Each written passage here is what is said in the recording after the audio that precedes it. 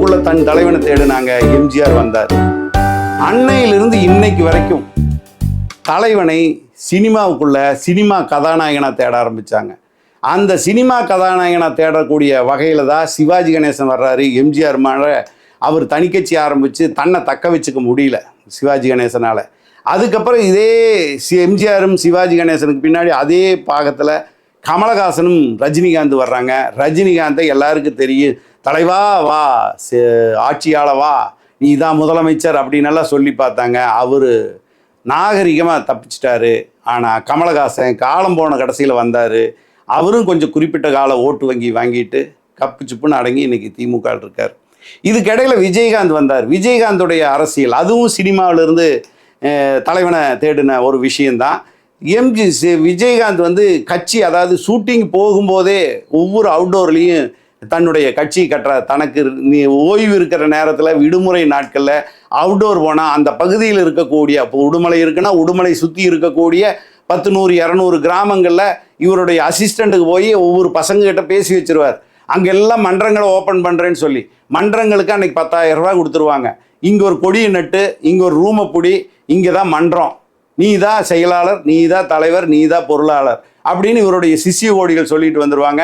ஒரே நாளில் 50 மன்றம், 100 மன்றம் இப்படி விஜயகாந்த் 1980களிலிருந்து ஆரம்பிச்சு தான் 2004 கட்சி தொடங்குறார். 2006 தேர்தலில் போட்டியிடுறார். கிட்டத்தட்ட ஒரு 50 லட்சம் வாக்குகள் தனக்கு கன்ஃபார்ம். தன்னுடைய நிர்வாகிகளாக கிட்டத்தட்ட 1 லட்சம் பேர் வந்துட்டாங்க. அவங்களுக்கு ஒரு பெரிய கட்டுக்கோப்பான ஒரு இராணுவ பயிற்சி கொடுத்தாச்சு. அப்படிங்கிற நிலையில தான் விஜயகாந்த் கேப்டன் அப்படிங்கிற ஒரு அடிப்படையில், கேப்டன் பிரபாகரன் படத்தில் நடித்த அடிப்படையில் கேப்டன் கேப்டன் கேப்டன் அப்படின்னு சொல்லிட்டு அவர் வரார். இப்போ புரிஞ்சிருக்கு உங்களுக்கு, எம்ஜிஆருக்கு பின்னாடி விஜயகாந்த் சினிமா நடிகர் வராரு. சினிமா நடிகர் அவருக்கு பின்னாடி முழுக்க இப்போ கமலஹாசன் வர்றாரு. இதுக்கு இடையில டி ராஜேந்தர் வந்திருக்காரு, பாக்யராஜ் வந்திருக்காரு. இவங்கெல்லாம் அப்பப்போ நீங்கள் பாக்யராஜ் இதெல்லாம் கேட்டிங்கன்னா தமாசா இருக்குது. எப்படின்னா, ஒரு தடவை அவருடைய படத்தை பார்த்துட்டு எம்ஜிஆர் சொல்லிட்டார், என்னுடைய கலையுலக வாரிசு பாக்யராஜ்னு சொல்லிட்டார். அவ்வளோதான், அவருக்கு சாமி வந்துருச்சு. அடுத்த தடவை அவர் எம்ஜிஆர் அதிமுகன்னு ஒன்று ஆரம்பிச்சிட்டார். எம்ஜிஆர் போன காலத்தில் அவர் பூர்ணிமாவும் அந்த கொடி பிடிச்சிட்டு இருக்கிற மாதிரி ஓட்டு என்னென்னமோ பண்ணி பார்த்தாங்க, ஓட்டு விழல, அதோட கட்சியை கலைச்சிட்டார். எல்லாருக்குமே, சினிமாவில் இருக்கிறவங்க எல்லாத்துக்குமே தமிழ்நாட்டில் தான் ஒரு முதலமைச்சர் அப்படிங்கிற கனவு வந்ததுக்கான ஒரு அடையாளம் டி ராஜேந்தர், பாக்யராஜ் எல்லாத்தையுமே சொல்லலாம். ஆனால் ரொம்ப உஷாராக இருந்தவர் ரஜினிகாந்த். ரஜினிகாந்துக்கான வாய்ப்பு நல்லா அகல திறந்திருந்தது. ஆனால் ஒரு சினிமாவை சினிமாக்காரன், அதுவும் முக்கியமாக சினிமாவில் கதாநாயகனாக இருக்கிறவன் தலைவனாக தன்னை ஸ்திரப்படுத்தக்கூடாது அப்படிங்கிற ஒரு ஆழ்ந்த அறிவு, ஒரு சித்தருக்கான ஞானம் ரஜினிகாந்த் கிட்ட இருந்ததோ அப்படின்னு இப்போ தான் நான் யோசிக்கிறேன். ஏன்னு கேட்டால், ரஜினிக்கு பிடிச்ச விஷயம் எல்லாமே ராகவேந்திரா. அவர் எத்தனையோ படங்களில் நடிச்சிருக்கலாம். ராகவேந்திரா படம் அவருக்கு பிடிச்ச படம். ஏன்னா அவர் தன்னையே ராகவேந்திரா மாதிரி நினைக்கிறவர். அதே மாதிரி அவருக்கு பிடித்த இன்னொரு படம் பாபா. அதுவும் பார்த்திங்கன்னா அவருடைய முழு ஆன்மீகம் தான் இருக்கும். ஆனால் இந்த 2 படமே ஓடலை. ஏன்னா ரஜினியோட ரசிகர்களுக்கு ரஜினியை பிடிக்கலை. ரஜினியோட ஸ்டண்டு, ரஜினியோட ஸ்டைலு இதுதான் பிடிச்சது. ரஜினி கிட்டவே எது பிடிக்காதோ அதுதான் ரஜினி ரசிகர்களுக்கு பிடிச்சது. அதனால தனக்கு பிடித்ததை ரசிகர்களுக்கு கொடுத்தோம்னா யாருக்குமே எடுபடுறதில்ல. அதனால தன்னுடைய ரசிகர்களுக்கு எது தன்கிட்ட பிடிச்சதோ அதை கொடுக்கலானார். அதன் வழியாக அப்படியே வாழ ஆரம்பிச்சிட்டாங்க. எத்தனை இன்னைக்கு தமிழ்நாடு முழுக்க கணக்கெடுத்தீங்கன்னா பல்லாயிரக்கணக்கான ரஜினி ரசிகர்கள் ரஜினி மாதிரியே ட்ரெஸ் பண்ணிட்டு, ரஜினி மாதிரியே ஸ்டைல் பண்ணிட்டு, ஹா ஹூ ஹா ஹூ இப்படின்ட்டு நிறைய பேர் தெரிஞ்சுக்கிட்டு இருக்காங்க. இது எல்லாமே ரஜினி ஸ்டண்டு வடிவில் கொடுத்த வரம். ஒருவேளை ரஜினிகாந்த் அரசியலுக்கு வந்திருந்தாருன்னா ரஜினிக்கு எது பிடிக்காதோ அதை பிடித்து ரசித்து அதுவாகவே ஆகி போன அவருடைய ரசிக சிகாமணிகள் தான் தொண்டர்களாக வந்திருப்பார்கள். அவர்கள் இன்றைக்கு விஜயுடைய ரசிகர்கள் எப்படி அணில் குஞ்சுகள் என்று விமர்சிக்கப்படுகிறார்களோ, எப்படி அவர்கள் தற்குறிகள் என்று விமர்சிக்கப்படுகிறார்களோ, அதே மாதிரியான ஒரு விமர்சனத்தை, மிகப்பெரிய கண்டனத்தை ரஜினி சம்பாதித்திருப்பார், ரஜினி ரசிகர்கள் சம்பாதித்திருப்பார். இதெல்லாம் அறிந்துதான் ரஜினிகாந்த் அரசியல் என்பது சாதாரணமானதல்ல, முதலமைச்சர் பதவி என்பது சாதாரணமானதல்ல. குடும்பத்தை நடத்துறதுக்கே நம்ம தரிகணத்தான் போடுறோம். இவ்வளோ பெரிய குடும்பம், 6.5 கோடி ஜனங்க, இதை கட்டி காப்பாற்றுறது சாதாரண விஷயமா? அப்படியெல்லாம் கட்சி ஆரம்பிச்சிட முடியாது, அப்படியெல்லாம் தலைவனாகிட முடியாது, அப்படியெல்லாம் முதலமைச்சராகிட முடியாது அப்படின்னு சொல்லியே கடைசியில் இவங்க போட்டு உழுக்கில் வர்றேன்னு சொன்னார். கடைசியில் வரும் ஆனால் வராதுன்னு ஜகா வாங்கிட்டு போயிட்டாரு, தப்பிச்சிட்டார். இன்னும் சொல்லப்போனால் தமிழ்நாடு தப்பிச்சிருச்சு அப்படின்னு தான் சொல்லணும். ஏன்னு கேட்டால் எம்ஜிஆர் தன்னுடைய ரசிகர்களா தொண்டர்களா உருவாக்கினவங்க எல்லாம் வேறு மாதிரியானவர்கள். அவர்கள் எப்படி உருவானார்கள் அப்படின்னா, அவர் ஏற்கனவே திமுக கட்சியில் இருந்தவர், ஏற்கனவே தேர்தல் வேலைகள் செஞ்சவர், எம்எல்ஏ ஆனவர், மக்களுடைய வறுமை கொடுமை எல்லாம் தெரியும். அந்த வறுமை கொடுமைக்கு தான் சினிமாவில் சம்பாதித்த ஒரு பகுதி பணத்தையும் பொருளையும் தானமாக கொடுத்த அனுபவம் உண்டு. இந்த மக்களுக்கு என்ன செய்ய வேண்டும் என நினைத்தாரோ அதெல்லாம் கலைஞர் செய்வார். தன்னுடைய சக தோழரான கலைஞர் கருணாநிதி முதலமைச்சராக இருந்து கொண்டு செய்வார் என்று அவர் நம்பி அவரை அந்த 1971 தேர்தலில் ஜெயிக்க வைத்தார்.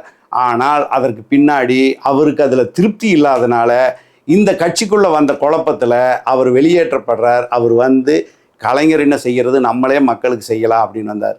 அதே மாதிரி சினிமாவில் அவர் தவறான விஷயங்கள்னு பார்த்தா அதிகபட்சமாக கதாநாயகிகளோட கனவு சீன் நடிச்சிருப்பார்.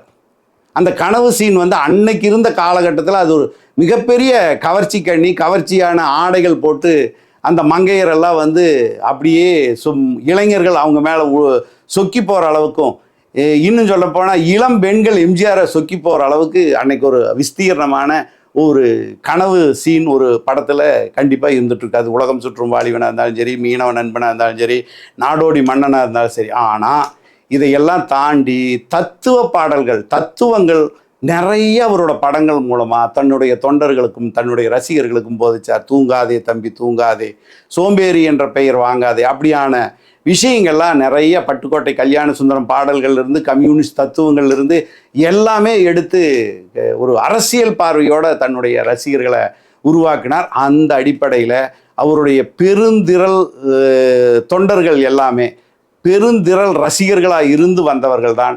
அவர்கள் எல்லாமே எம்ஜிஆருடைய தத்துவ பாடல்களை முழுக்க உள்வாங்கினவர்களாக இருந்தார்கள்.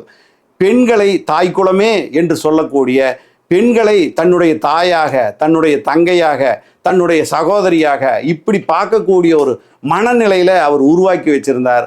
அந்த அடிப்படையில் தான் பெண்கள் அவரை நேசித்தாங்க. அந்த அடிப்படையில் தான் ஆண்கள் இளைஞர்கள் பூரா அவரை மொச்சாங்க. அந்த அடிப்படையில் தான் அவர் ஆட்சிக்கு வரும்போது ஒரு பெரிய அளவில் ஒரு கட்டமைக்கப்பட்ட கட்சியுடைய தொண்டர்கள் போல் அவங்க நடந்துக்கிட்டாங்க. அப்பவுமே எம்ஜிஆருடைய கூட்டத்தை வந்து விசிலடிச்சாங்குஞ்சுகள் தான் அன்றைக்கி விமர்சனம் பண்ணாங்க. திமுகலையும் சரி, காங்கிரஸ் கடுமையாக விமர்சனம் பண்ணுது. விசிலடிச்சாங்குஞ்சுகள் தான் சொன்னாங்க. கூத்தாடி ஓட்டு போட்டீங்கன்னா அவ்வளோதான் அப்படின்னே சொன்னாங்க. மலையாளின்னு சொல்லி திமுக தலைவர் கலைஞரே வேற்றுமொழி ஆளாக அவரை காமிச்சார். இப்படியெல்லாம் கடுமையான விமர்சனங்களை சந்தித்தாலும் எம்ஜிஆருக்கு பின்னாடி ஒரு பெருந்திரள் இளைஞர்கள் இருந்தாங்க. அன்னைக்கு 99% இளைஞர்கள் முழுக்க எம்ஜிஆர் கூடவே இருந்தாங்க. எம்ஜிஆருக்காகவே ஓட்டு போட்டாங்க. அதுதான் பெருந்திரள் வாக்கு வங்கியாக அதிமுகவுக்கு உருவாச்சு. அந்த வாக்கு வங்கி இன்னைக்கு வரைக்கும் அதிமுகவுக்கு ஜெயலலிதா வந்தாச்சு, விஎன் ஜானகி வந்தாச்சு, எடப்பாடி பழனிசாமி வந்தாச்சு, ஓ பன்னீர்செல்வம் வந்தாச்சு, சசிகலா வந்தாச்சு, தினகரன் வந்தாச்சு. யாருமே வந்து எம்ஜிஆர் உருவாக்கி கொடுத்த அந்த கான்ஸ்டண்டான ஒரு வாக்கு வங்கி அதிமுகவில் இன்னைக்கு வரைக்கும் உருவாக்கல. ஆனால் நினச்சி பாருங்க, 1977 அவர் வந்து முதலமைச்சராக பதவி ஏற்கிறாரு. அன்னையிலிருந்து இன்னைக்கு வரைக்கும் சினிமாவில் தன்னுடைய தலைவனை தேடக்கூடிய இளைஞர்கள் இருந்து கொண்டே இருக்கிறார்கள். அதுக்கு விஜய் தான் சாட்சி. அப்படியான சாட்சியை விஜய் இருக்கிற காலம் வரைக்கும் 77 ஆரம்பித்து 2026 வரைக்கும் கணக்கு போட்டு பாருங்கள். 5 ஆண்டுகள் 45 வருஷங்கள் முடிஞ்சிருக்கு. 45 வருஷங்களாக இந்த இளைஞர்களும் திரைக்குள்ளே தன்னோட தலைவனை தேடுறாங்க. இவர் அரசியலுக்கு வருவார்னு நம்புகிறாங்க. ரஜினிகாந்த் வரல, கமலஹாசன் வரல, லேட்டாக வர்றார். விஜயகாந்த் வந்தார், பெரிய கூட்டத்தையெல்லாம் கூட்டிகிட்டு வரல. எம்ஜிஆர் மாதிரி ஒரு மாபெரும் சக்தி, வாக்கு வங்கி சக்தி, எம்ஜிஆர் அளவு வாக்கு வங்கி சக்தி எத்தனையோ நடிகர்கள் வந்துட்டாங்க, யாருக்குமே இல்லை. இப்போ தான் விஜய்க்கு கிட்டத்தட்ட அது வருது. ஆனால் விஜய்க்கு ஒரு தத்துவார்த்தமோ கொள்கை பிடிப்போ வேறு கட்டமைப்போ இல்லை வேறு கட்சியில் ஒரு 2 தடவை எம்எல்ஏவாகவோ எம்பியாகவோ இருந்த அனுபவமோ எதுவுமே இல்லை. அவர் ஸ்ட்ரெயிட்டாக முதலமைச்சருக்கு வரார். இப்போ 5 வருஷத்தை சொன்னேன். ஒரு 5 வருஷத்தில் 28 லட்சம் இளைஞர்கள் உருவாகியிருக்கிறாங்க. 18 வயசுலேருந்து 21 வயசு வந்தவங்கள நான் சொன்னேன். 28 லட்சம் பேர் உருவாகியிருக்காங்கன்னு சொன்னேன். அப்போது 5 வருஷம் 45 வருஷமாக 9 × 28 லட்சம் டோட்டல் போட்டு பாருங்க எத்தனை வருதுன்னு பாருங்க. 5 வருஷமே போட்டுக்குங்க. 2,80,00,000 பேர் வர்றாங்க. அதில் ஒரு 5 வருஷத்துக்கான தொகையை கழிச்சிட்டிங்கன்னா கிட்டத்தட்ட 2.5 கோடி இளைஞர்கள், அதாவது 45 வருஷத்தில் வந்த புதிய வாக்காளர்கள் 2.5 கோடி பேர் இருக்காங்க. இன்றைக்கி நீங்கள் மொத்த வாக்காளர்களுடைய எண்ணிக்கை சுமார் 5.5 கோடி. 5.5 கோடியில் 2.5 கோடி வாக்காளர்கள் சினிமாக்குள்ள தலைவனை தேடி இன்னும் தலைவன் கிடைக்காம இருந்தவங்களாக இருக்காங்க. இவங்களில் ஒரு குறிப்பிட்ட சாரார், அதில் ஒரு 50 லட்சத்தை எடுத்துக்கங்க. அந்த 50 லட்சம் வந்து திமுகவில் அமைச்சராக இருப்பாங்க, எம்எல்ஏவாக இருப்பாங்க, கவுன்சிலராக இருப்பாங்க, வார்டு செயலாளராக இருப்பாங்க, வார்டு தலைவராக இருப்பாங்க, அவங்களோட பிள்ளைகளாக இருக்கும். காங்கிரஸில் எம்எல்ஏவாக இருப்பாங்க, எம்பியாக இருப்பாங்க, அதில் வார்டு செயலாளர் வட்ட செயலாளர் இருப்பாங்க, அவங்க பிள்ளைகளாக இருப்பாங்க. தேமுதிக வந்தது, இந்த மாதிரியான ஒவ்வொரு இதுக்குள்ளேயுமே கொஞ்சம் பேர் அவங்க போயிருப்பாங்க. இப்படி ஒரு 50 லட்சம் பேர் போயிருப்பாங்க. விஜயகாந்த் வரும்போது அவருக்குள்ள ஒரு 28 லட்சம் பேர் போயிட்டாங்க. இப்படியெல்லாம் கணக்கு போட்டால் இப்போ தேமுதிகவுக்கு விஜயகாந்த் வந்தபோது எவ்வளவு ஓட்டு வங்கி இருந்தது அப்படின்னு எல்லாருக்கும் தெரியும். 8.33% இருந்ததுனாங்க. ஆனால் அதுவே கடைசி தேர்தலில் அவருக்கு வெறுமனே 2% கீழே குறைஞ்சி போச்சு. அப்படின்னா மீதி 6% எங்கே போச்சு?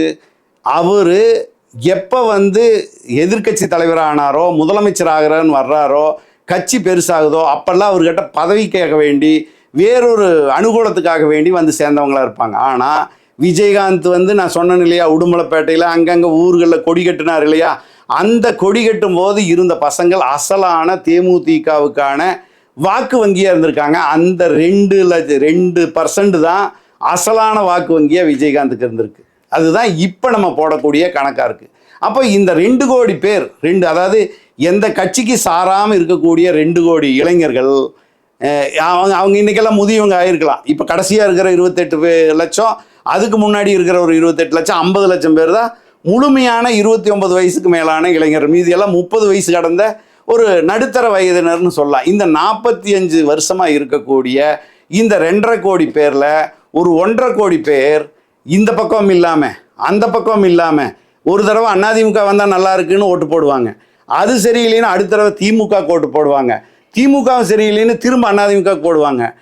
இதுவும் சரியில்லை அதுவும் சரியில்லைன்னு திடீர்னு விஜயகாந்த் வந்தார், விஜயகாந்த் ஓட்டு போட்டாங்க. விஜயகாந்துக்கு ஸ்டாண்டர்டான ஒரு வாக்கு வங்கி இருந்தது, அது கூட கொஞ்சம் பேர் சேர்ந்தாங்க.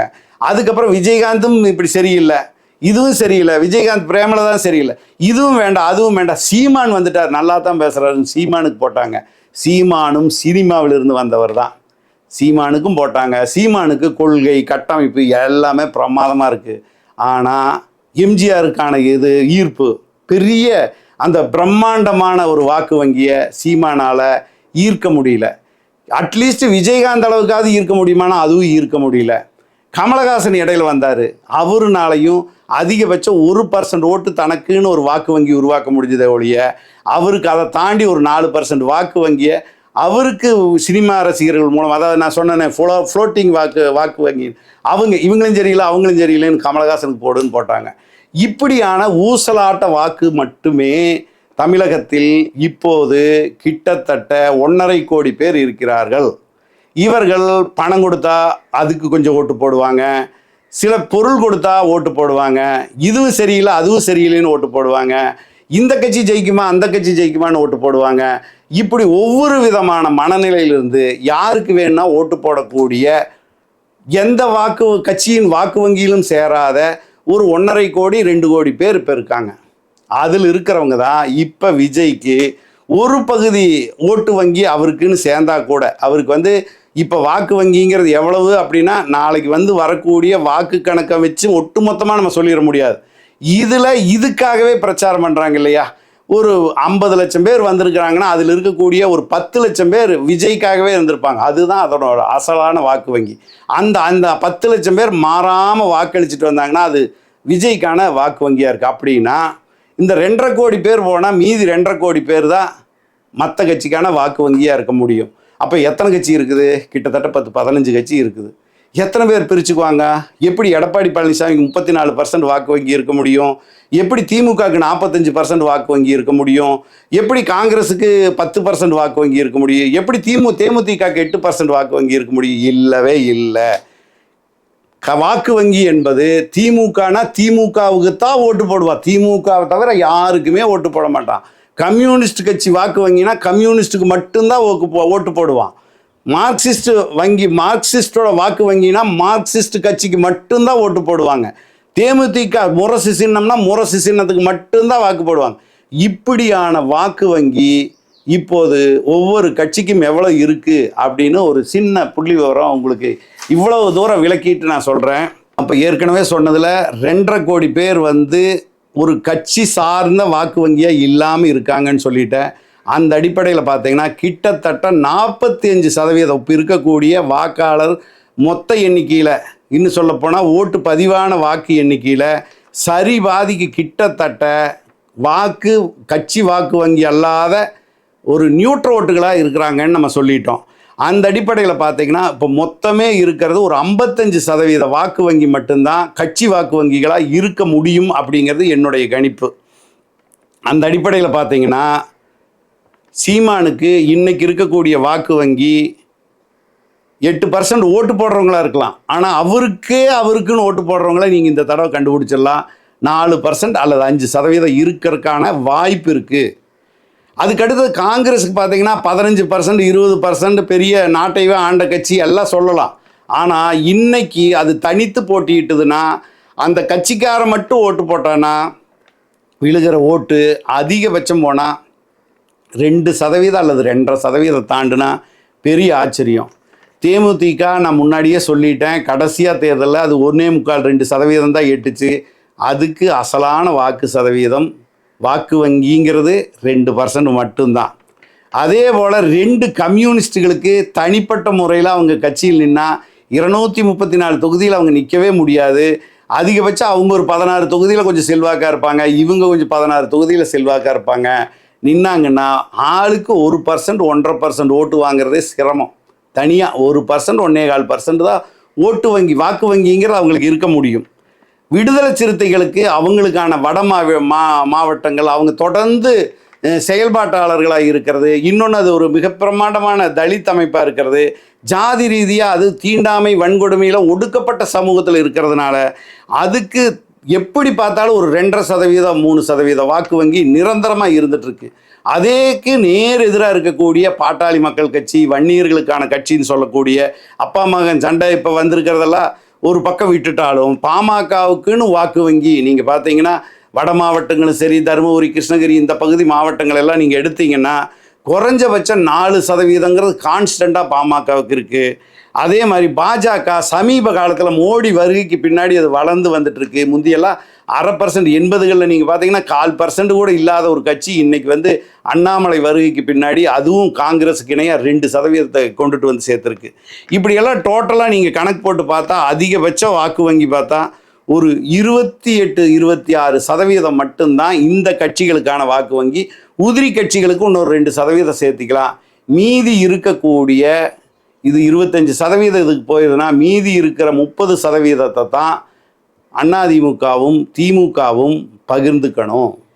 அப்படின்னா அதிமுகவுக்கு எவ்வளோ வாக்கு வங்கி இருக்கும், திமுகவுக்கு எவ்வளோ வாக்கு வங்கி இருக்கும் அப்படின்னா அதிமுக எடப்பாடி தலைமையிலான ஆட்சி அவரோட கட்சி அதிமுகவுக்கு 14% இருந்தால் அல்லது 13% இருந்தால் அதிகம். 2க்கு ஈக்குவலாக வச்சுட்டா கூட 15% வாக்கு வங்கி தான் இருக்கும். அதுக்கும் 15%, இதுக்கும் வாக்கு வங்கி சதவீதம் 15. என்ன காரணம்? ஒருவேளை திமுக போன தடவை ஆட்சிக்கு வராமல் திமுக வராமல் அதிமுக வந்திருந்துன்னா வாக்கு சதவீதம் அப்படியே அதிமுக கூடியிருக்கும். இப்போ வந்து நிறைய உடஞ்சு அங்கே போயிடுச்சு. போன பின்னாடி ஓபிஎஸ்லேருந்து எல்லாமே போன பின்னாடி இன்னைக்கு வந்து பலகீனமான கட்சி அதிமுக இருக்குது. அதனால அதிகபட்சம் ஒரு 13-14% வாக்கு வங்கி தான் இருக்கும். திமுகவுக்கு 15%, 16% வாக்கு வங்கி இருக்கலாம். அதிகபட்சம் போனால் 17% வாக்கு வங்கி. 17% வாக்கு வங்கி இப்போ இந்த தேர்தலில் எது அவங்கள ஜெயிக்க வைக்கும் அப்படின்னு பார்த்தீங்கன்னா, சீமானுடைய கட்சி ஓட்டை பிரிச்சிருது. 2% காங்கிரஸ் ஓட்டு ஒன்று, 2% தேமுதிக ஓட்டு இன்னொன்று, கம்யூனிஸ்டுகளுடைய 2% ஓட்டு, சிறுத்தைகளுடைய 2% ஓட்டு, இதெல்லாம் சேர்ந்து ஒரு 10-15% ஓட்டு சேர்ந்துருது. அதெல்லாம் வாக்கு வங்கி, நிரந்தர வாக்கு வங்கி. இந்த கட்சி கூட்டணிக்கு மாற்றி போடாத வாக்கு வங்கி. இந்த வாக்கு வங்கி ஒரு 10-15% சேரும்போது அப்படியே 15-17% உள்ள திமுக கட்சி, திமுக வாக்கு வங்கி சதவீதம் அப்படியே 27க்கு எகிரிடுது. 27 வந்து கட்சி ஓட்டுகள் மட்டும் திமுகவுக்கு விழும்போது அதிமுக அதுக்கும் 15ன்னு நான் சொன்ன மாதிரியே இருந்துட்டா கூட அதிகபட்சம் பாஜகவுடைய வாக்கு வங்கி 2% சேர்த்தி 17% தான் வர முடியும். இப்போ 17% வரும்போது ஃப்ளோட்டிங் வாக்குகள் எவ்வளவு அதிமுகவுக்கு வரும், திமுகவுக்கு வரும் அப்படின்னு கணக்கு பண்ணால் ஜெயிக்கிற கட்சிக்கு தான் ஓட்டு அப்படிங்கிற தீர்மானத்தில் இருக்கக்கூடிய ஃப்ளோட்டிங் வாக்குகள், அதாவது இங்கேயும் போடலாம் அங்கேயும் போடலான்னு திரிசங்கு நிலையில் இருக்கிறாங்க இல்லையா, அந்த வாக்குகள் இப்போ யார் முதலமைச்சர், அடுத்த முதலமைச்சராக வர்றது யாரு சொல்லு அப்படின்னு புருஷன் பொண்டாட்டி கேட்பார். பொண்டாட்டி புருஷனை கேட்பா, அப்படி யார் வருவாங்க, நான் ஜெயிக்கிற கட்சிக்கு தான் ஓட்டு போடுவேன். ரைட், நீ இதான் முதலமைச்சர் வந்து ஸ்டாலின் தான் வருவார். கடன்னு இந்த ஜெயிக்கிற கட்சிக்கு ஓட்டு போடுற ஓட்டுகள்லாம் அங்கே கூடும். அந்த வகையில் ஃப்ளோட்டிங் வாக்குகள் வந்து அதிகமாக திமுகவுக்கு வருமா அதிமுகவுக்கு வருமானா திமுகவுக்கு தான் வரும். ஆனால் ஆளுங்கட்சி கடும் அதிருப்தியாக இருக்குதுப்பா. ஆளுங்கட்சி எப்போ வந்தாலும் இந்த மக்களுக்கு திருப்தியே இல்லை. நீங்கள் 1000 ரூபா உதவித்தொகை கொடுத்தாலும் சரி, உரிமை தொகை கொடுத்தாலும் சரி, இலவச பஸ் பயணம் கொடுத்தாலும் சரி, எது கொடுத்தாலும் சரி, இந்த மக்களுக்கு திருப்தியே இல்லை. வேண்டாம்ப்பா, ஆட்சியே சரியில்லைப்பா, நம்ம எடப்பாடி ஆட்சி எப்படி இருந்து அதுக்கே போடுவோம்ப்பா அப்படின்னு முடிவு பண்ணக்கூடியவங்க ஃப்ளோட்டிங் வாக்காளர்களாக இருக்கிறார்கள் என்பது உண்மை.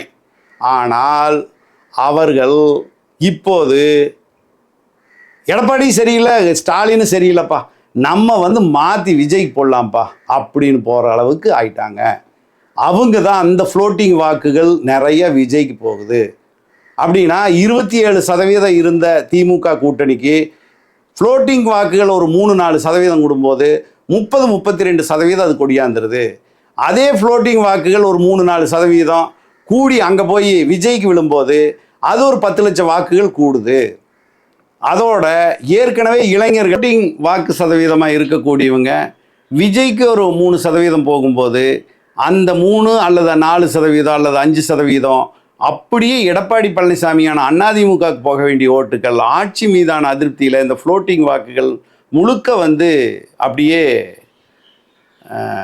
விஜய்க்கு போயிடுது. இப்போ விஜய் வருகையினால் மிகப்பெரிய பாதிக்கப்படக்கூடிய கட்சியாக அதிமுக இருக்குன்னு நம்ம சொல்ல வரோம். அதனால தான் அதோடைய பலகீனம். இன்றைக்கி ஒரு வேளை ஆட்சியில் ஏடிஎம்கே இருந்திருந்து அதன் மீதான அதிருப்தி வந்து பாஞ்சு அப்படியே அது திமுகவுக்கு போக வேண்டிய வாக்குகளாக இருந்து இந்த நேரத்தில் விஜய் வந்திருந்தாருன்னா அந்த வாக்குகள் எல்லாமே விஜய் அறுவடை பண்ணி திமுகவே ஒரு மாபெரும் தோல்வியை தழுவு வச்சிருப்பாரு. அது இல்லாமல் இன்னைக்கு வந்து அப்படியே பாதிப்பை அதிமுகவுக்கு ஏற்படுத்துகிறார். இன்னும் சொல்லப்போனால் அதிமுகவுக்கு ஒரு மிகப்பெரிய ஒரு கூட்டணி பலம் இல்லை. முழுக்க பாஜக அப்படிங்கிற ஒரு சுமையை அவர்கள் சுமந்து கொண்டு இருக்கிறார்கள் தான் சொல்லணும். அந்த சுமை சாதாரணமான சுமை இல்லை. மத்தியில் ஆளுங்கட்சியாக இருக்கிறது. மத்தியில் ஆளுங்கட்சியாக இருந்துட்டு தமிழ்நாட்டுக்கு வஞ்சனை செய்யுதுன்னு சொல்லி திமுக பட்டி தொட்டி எங்கும் பிரச்சாரம் பண்ணியிருக்கு. 100 நாள் வேலைவாய்ப்பு திட்டத்துக்கு அந்த பணத்தை கொடுக்காம மாதக்கணக்கில் வருடக்கணக்கில் அது இழுத்தடிச்சிருக்கிறதா பிரச்சாரம் நடந்திருக்கு. தமிழ் பள்ளிக்கூடத்தில் தமிழ் கற்றுக் கொடுக்க முடியாமல் ஹிந்தி படிக்கணும்னு சொல்லி அவங்க பிரச்சாரம் பண்ணி அதுக்காக தொகையை வந்து நிறுத்தி வச்சிருக்கிறதா சொல்லி அந்த பிரச்சாரம் தனியாக நடந்திருக்கு. எல்லா வகையிலும் ஜிஎஸ்டி பணம் நம்ம கிட்ட 2 லட்சம் கோடி அங்கே வசூல் பண்ணிட்டு 50,000 கோடி மட்டும் கொடுத்துட்டு 1.5 லட்சம் கோடி அவங்க வச்சுக்கிட்டு இருக்கிறது வேற மாநிலங்களுக்கு, பிஜேபி ஆள்ற மாநிலங்களுக்கு கொடுக்கறதா பிரச்சாரம் நடந்திருக்கு.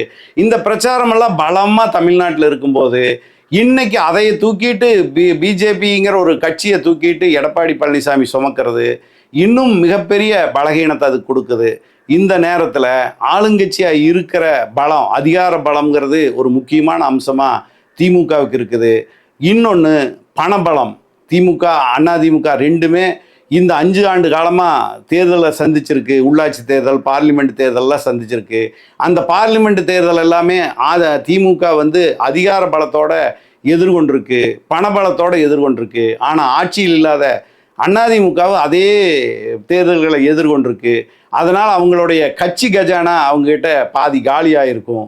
இவங்களுக்கு அப்படி இல்லை, சேர்ற காசு தான் அவங்களுக்கு செலவாகிட்டு இருந்திருக்கு. அதனால் அந்த விஷயத்துலேயும் அதிமுக பலகீனமாக இருக்குது. இதையெல்லாம் கருத்தில் நீங்கள் வச்சு பார்க்கும்போது இந்த கணக்கீடு தான் சரியாக வருந்தால் அந்த திமுகவுக்கு அதிகமான வாய்ப்புகள் கிடைக்குது. பிஜேபி, அதாவது விஜயுடைய கட்சி தாவேகா, என்னதான் கணக்கு போட்டாலும் 50 லட்சம் 60 லட்சம் ஓட்டுகளை தாண்டி அது ஜெயிக்கிறதுக்கு வாய்ப்புகள் இல்லை. வேட்பாளர் பலம் இல்லை, பணபலம் இல்லை, விளம்பர வசதிகள் எதுவும் இல்லை.